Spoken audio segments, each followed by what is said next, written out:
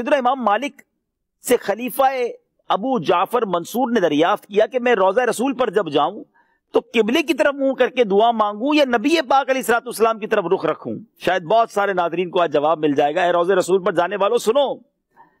تو امام مالک نے فرمایا کہ نبی پاک سے تم کیوں کر منہ پھیر سکتے ہو؟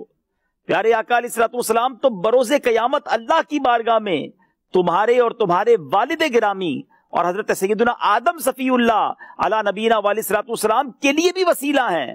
تم نبی رحمت کی ہی طرف منہ کر کے شفاعت کی بھیک مانگو، اللہ اپنے حبیب کی شفاعت ضرور قبول فرمائے گا، کیونکہ رب نے خود قرآن میں فرمایا ہے۔ پھر حضرت امام مالک نے قرآن پاک کی وہ آیت تلاوت کی، آئیے اس آیت کو سنیے۔ حاضری مدینہ جانے والوں کو تو بار بار یہ آیت سننی چاہیے۔ وَلَوْ أَنَّهُمْ إِذْ ظَلَمُوا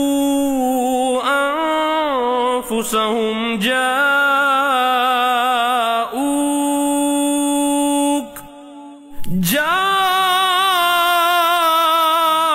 جاءوك فاستغفروا الله واستغفر لهم الرسول لوجدوا الله توابا رحيما۔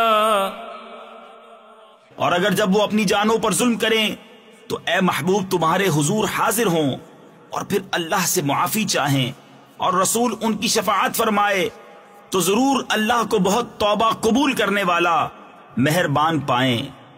جی ناظرین، قرآن بھی تو فرما رہا ہے کہ جب اپنی جانوں پر ظلم کر بیٹھو تو محبوب کے در پر چلے جاؤ۔ مدینے ہم جاتے نہیں ہیں، ہمیں بلوایا گیا ہے، ہمیں بھیجا گیا ہے۔ اس کیفیت کے ساتھ جائیں کہ حضور مجرم بلائے آئے ہیں، جاؤ کا ہے گواہ۔